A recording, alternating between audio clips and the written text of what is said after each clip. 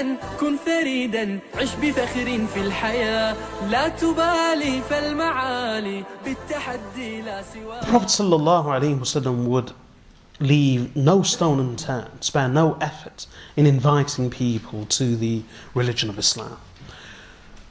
As part of that effort, he would visit the market fairs, which were special occasions when the Arabs would gather from all over Arabia at these huge fairs, and they would only last for a couple of days, and there was great festivity and celebration, feeding and drinking, and poetry and competitions and trade.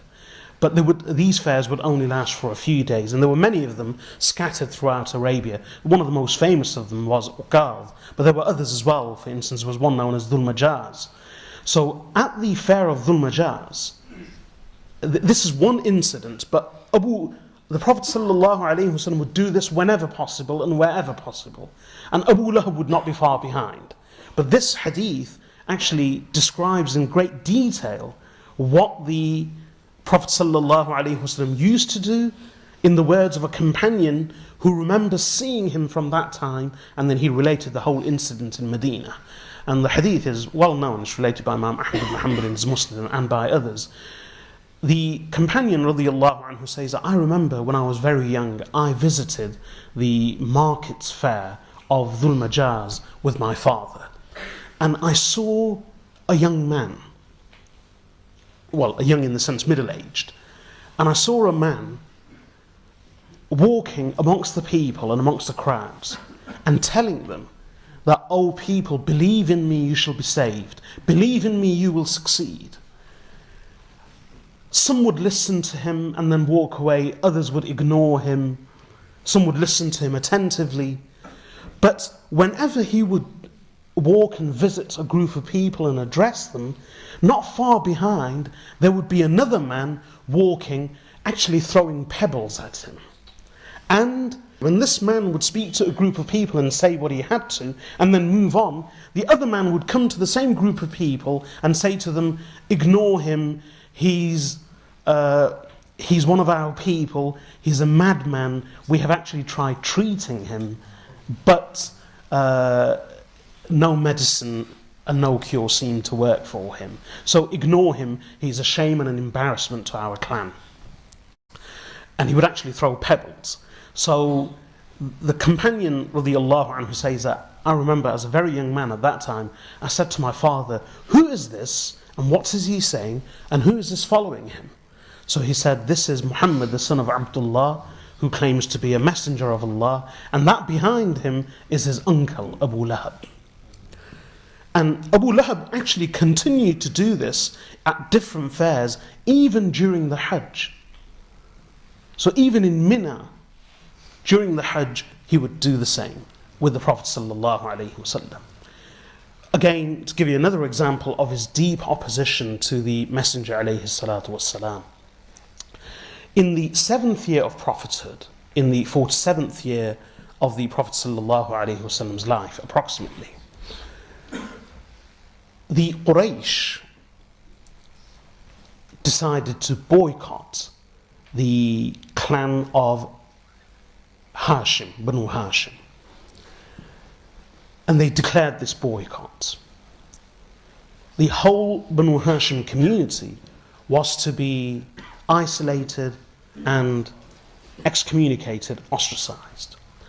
Now, again, in order to understand what this meant, we need a bit of background and history. In Mecca, as well as throughout Arabia, there was no law, there was no central authority, there was no government, there was no security. Family meant everything. One's family was one's security, one's police, one's army, one's kin, one's blood, one's clan, one's protection, one's welfare. There was no concept of a nation per se, there was no concept of a state, there was no concept of a nation state. Today, in today's climate and today's context, an individual can choose to remain an individual. So if a person wants to move away from their family, they do so without any serious consequences. They just live their own life. Their food, their drink, their welfare, their well-being, their security, their protection, all of these things are taken care of by different sectors, different departments and different aspects of the nation state. But in Arabia, there was no concept of central government, central authority, nation state, nothing. Security, police force, army, nothing. Everything depended on the family. And that's why an individual couldn't survive as an individual. So the way the whole system worked, the way the whole society was structured, is that you had the individual who had the immediate family. His brothers, his sisters, his spouse, his children, his parents, and his in-laws. That was the immediate ashira, the immediate family. But the family itself couldn't do anything. If 10 families got together and attacked a single family, they would wipe them out. So what protection was there for that one family? Their protection was the collection of their related families and their clan.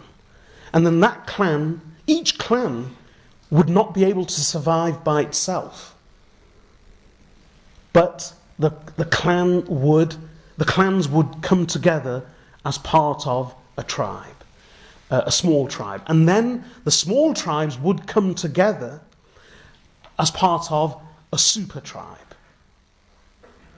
and that's how they actually lived. So this was the balance of power throughout Makkah, Medina, and not just Makkah and Medina, but the whole of Arabia.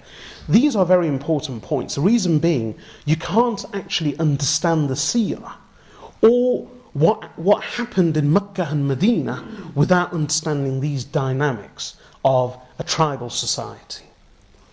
Why were tribes so important? Why were the Arabs so particular about lineage and blood, where everything mattered?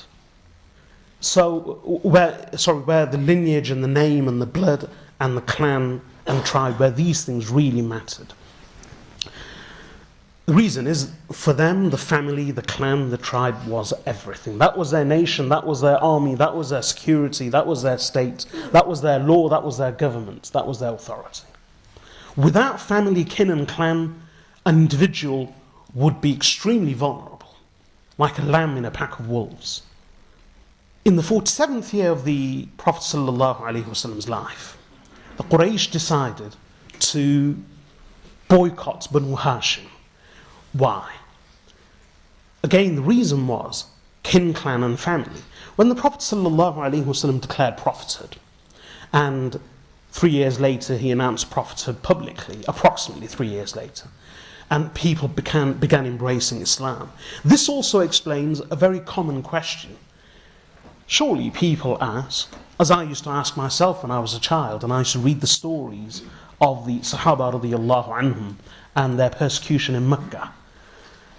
I used to always ask myself, as a very small child, why didn't the Prophet ﷺ and Abu Bakr and Umar radiyallahu anhum and the more senior companions, why didn't they protect Bilal radiyallahu anhu, Ammar ibn Yasir radiyallahu anhu, his father Yasir, his mother Sumayyah, and the others? Why was it that there was a division? Some of the people in Mecca were tortured and even killed, martyred, like Sumayyah radiyallahu anha. And yet others, like Abu Bakr and Umar radiyallahu anhuma, they suffered no physical persecution per se. Abu Bakr radiyallahu anhu did. Someone like Umar radiyallahu anhu and Hamza radiyallahu anhu didn't. And apart from the inconvenience, etc., the Prophet ﷺ wasn't attacked per se. Abu Bakr radiyallahu anhu was. So, in order to understand the answer, this is it. The answer lies in the dynamics of the tribal society and relationship. People wouldn't attack or persecute or torture some of the Sahaba radiallahu anhum, even though they were individuals, simply because an attack on that one individual meant an attack on their family. The family would come together. That family, if they came together, word and bond meant everything to the Arabs. So if an Arab said to someone, I grant you protection, they would defend the person to whom they had granted protection till they died, unless they renounced their protection. So people would actually go around looking for protection. The Prophet ﷺ, in the 50th year of his life and the 10th year of prophethood, 3 years before Hijrah, why did he go to Ta'if? He actually went to Ta'if to seek the protection of the tribe of Thaqif, because his uncle Abu Talib had passed away. And with the passing away of Abu Talib, the protection of Banu Hashim no longer existed, because leadership of Banu Hashim passed from Abu Talib to who of all people, Abu Lahab. So the Prophet ﷺ had to go elsewhere to seek protection.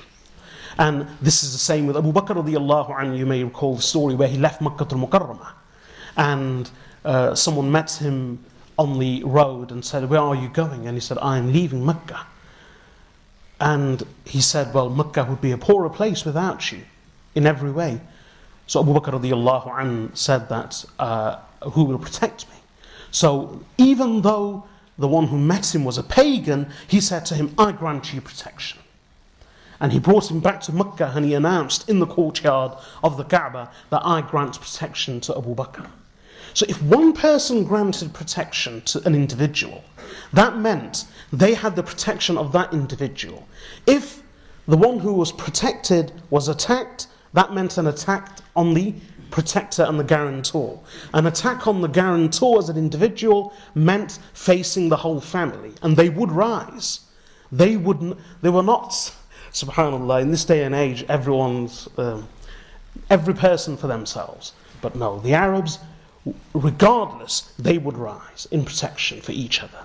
The family would stand for one individual, and the clan would then stand for that family, and that the other clans of the same sub-tribe would stand for that one clan. Because of this balance of power, each attack would mean an endless series of consequences, a chain reaction. This is why the pagans resisted.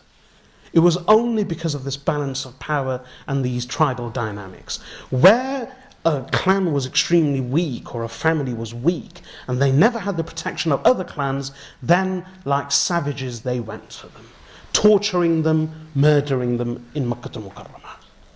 So,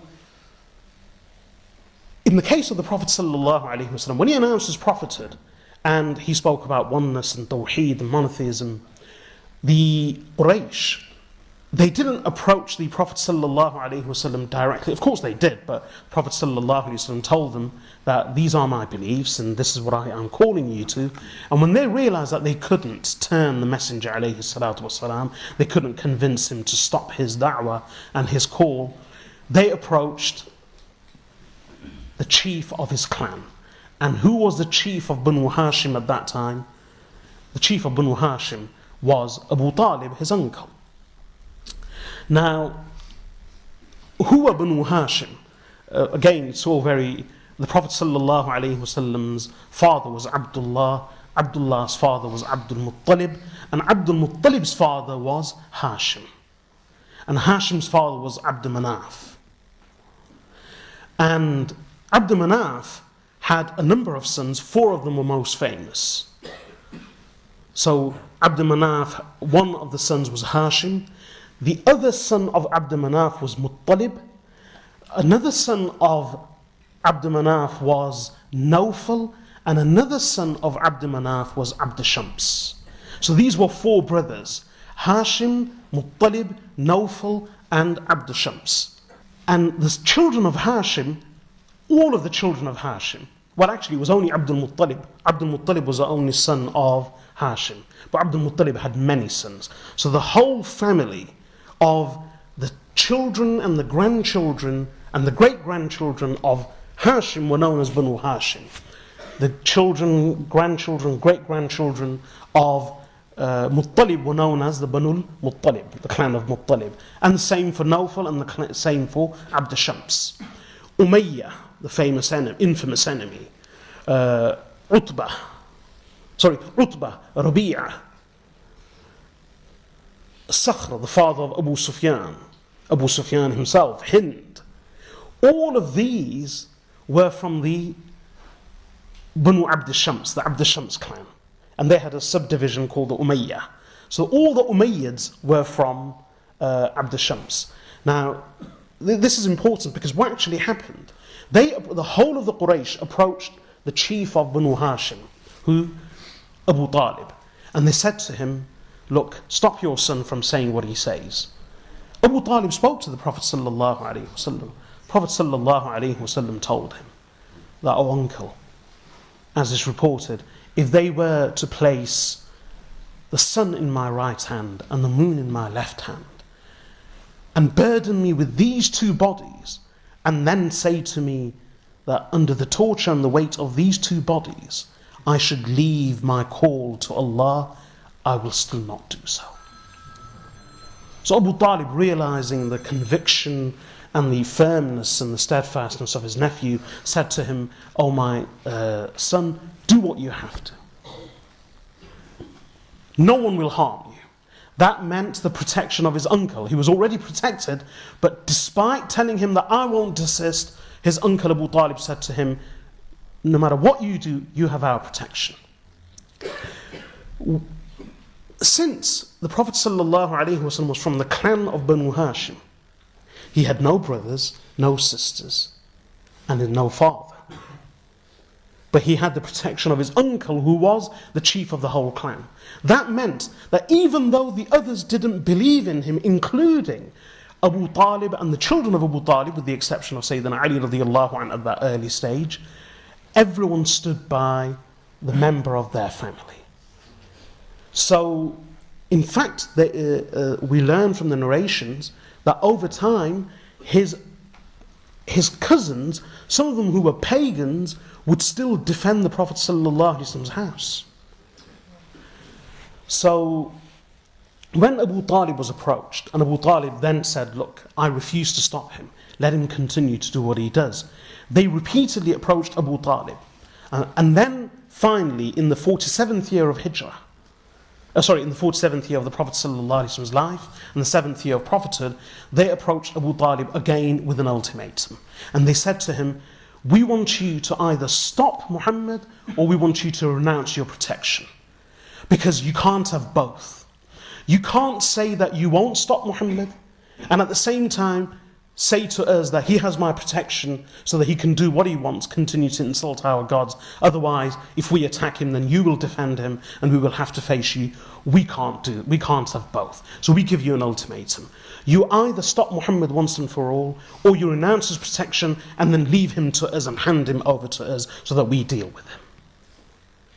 And if you choose not to, if you decide not to hand him over or to stop him, then we, the whole of Quraysh, will make an enemy of the whole of Banu Hashim. So that's what they did. The Prophet ﷺ refused to desist from his call. Abu Talib continued with the protection of the Prophet ﷺ, and because of Abu Talib, the whole clan of Banu Hashim remained with him in protecting the Prophet ﷺ. When the Quraysh announced their boycott, they said, no one in Mecca will trade with the clan of Hashim.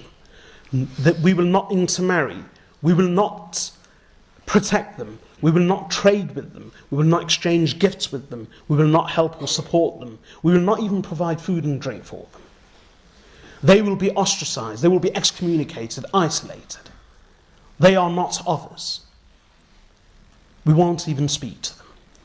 They actually, and the clans got together and they ratified this and created a document which they hung in the Kaaba as a sacred note.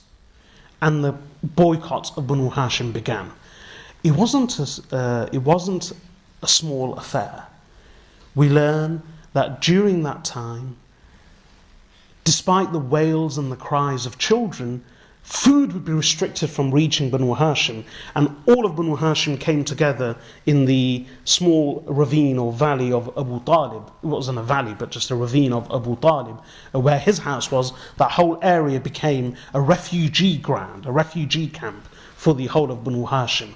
Some of them to quench their thirst and to satiate themselves, or to protect themselves from the pains and the pangs of hunger, they would actually chew on leather. And this continued for over 2 years, almost 3 years. When Abu Talib realized that my clan is being boycotted, he made an announcement. He made an appeal to the other clans, as would normally happen. So who did he appeal to first? Well, this was a clan of Hashim, the descendants of Hashim. So he appealed to the brothers of Hashim, i.e. the descendants of the brothers of Hashim. So Hashim's brothers were Nawfal, Muttalib and Abd Shams. Of course, they had all died long ago, but he appealed to their clans and their descendants. So he appealed to Nawfal saying, look, you are the descendants of my grandfather's brother. So support us and join us. He approached Nawfal, the clan of Nawfal. The clan of Nawfal, again, despite being mostly pagan, they sided with Banu Hashim. But the other two clans of the brothers, Banu Muttalib, not Banu Nawfal, Banu Muttalib joined Banu Hashim. Nawfal and the clan of Abd Shams refused, and they sided with everyone else. But the important thing is, in all of these clans, the whole clan stuck together. At that time, the only two clans to remain together were the clan of Muttalib and the clan of Hashim. In all of that, you won't believe what Abu Lahab did. Abu Lahab, being a family member, being a brother of Abu Talib, being one of the clan of Banu Hashim, being a senior, to the extent that when Abu Talib died a few years later, who took over the leadership of the clan of Hashim? None other than Abu Lahab himself. In that environment, in that climate, Abu Lahab publicly walked out of Banu Hashim and joined Banu Abd Shams and the rest of the Quraysh. And he actually went over to them and said, I boycott Muhammad and my whole clan. And he actually went to the extent of saying, by doing so, by abandoning my clan and joining the rest of the Quraysh, have I not this day defended and supported the goddesses Lat and Uzza? And they said, yes, you have. And he was honoured by the rest of Quraysh for dishonouring the Prophet ﷺ. He was honoured and elevated because he made an enemy of the Prophet ﷺ, continued to do so. Amazingly, most of the clan of Muttalib and many of the clan of Hashim were still pagans. But because of that kin, clan and blood, they still supported the Prophet ﷺ, not in his beliefs, but at least they protected him.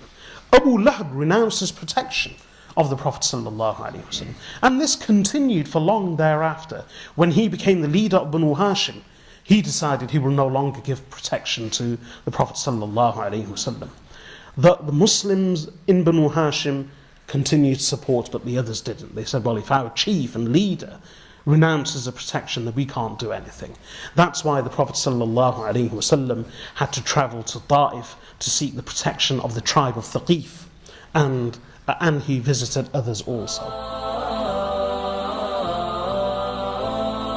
كن سعيدا كن فريدا عش بفخر في الحياة لا تبالي فالمعالي بالتحدي لا سواه